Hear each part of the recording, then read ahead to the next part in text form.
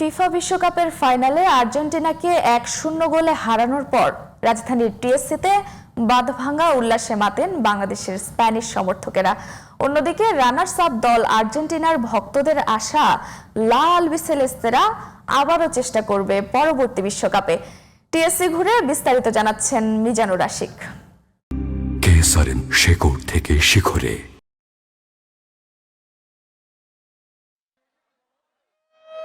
শুনশান নীরবতা, ইংরেজিতে যাকে বলা হয় পিন ড্রপ সাইলেন্স।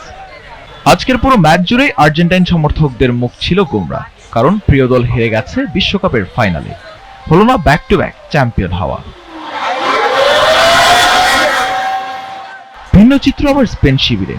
লা রোহারা জিতে যাওয়ার সাথে সাথে যেন রুদ্রমূর্তি ধারণ করে স্প্যানিশ ভক্তরা।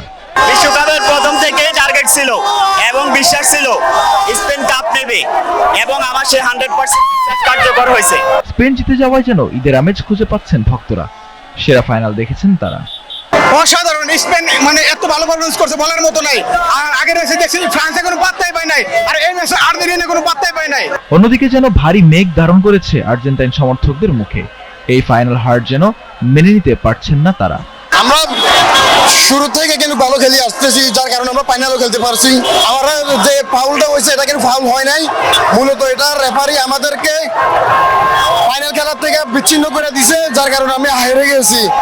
আমরা দুর্বল হবো না, ইনশাল্লাহ আমরা 2030 সালে আবারও কামব্যাক করে ইনশাল্লাহ আসবো। খুব সম্ভবত লিওনেল মেসির শেষ বিশ্বকাপ ছিল এটা।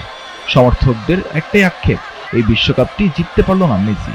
মেসির জন্য আমরা মূলত খেলার জন্য সাপোর্ট করি, তো আমরা এখানে মেসি শেষ বিশ্বকাপ পাই নাই, এটার জন্য আমাদের একটু কষ্ট হচ্ছে আর কি। একদিকে হাসি আর একদিকে কান্না। ফুটবলের জন্য এটাই নিষ্ঠুর প্রতিদান। তাই তো ফুটবলকে বলা হয় ফুটবল ইজ ব্লাডি হেল। আর্জেন্টিনাকে 1-0 গোলে হারানোর মধ্য দিয়ে প্রায় 16 বছর পর আবারও বিশ্ব চ্যাম্পিয়ন হলো স্পেন। ঠিক 2010 সালে নেদারল্যান্ডসকে এই এক্সট্রা টাইমে 1-0 গোলে হারিয়েছিল স্প্যানিশরা। তারই পুনরাবৃত্তি ঘটল ঠিক 16 বছর পর। আর্জেন্টিনা কি পারবে 2030 বিশ্বকাপে চ্যাম্পিয়ন হতে, নাকি স্পেন তাদের জয়ের দূর রাখবে সেই 2030 বিশ্বকাপ পর্যন্ত? Mizanur Ashik, GTV news, Dhaka.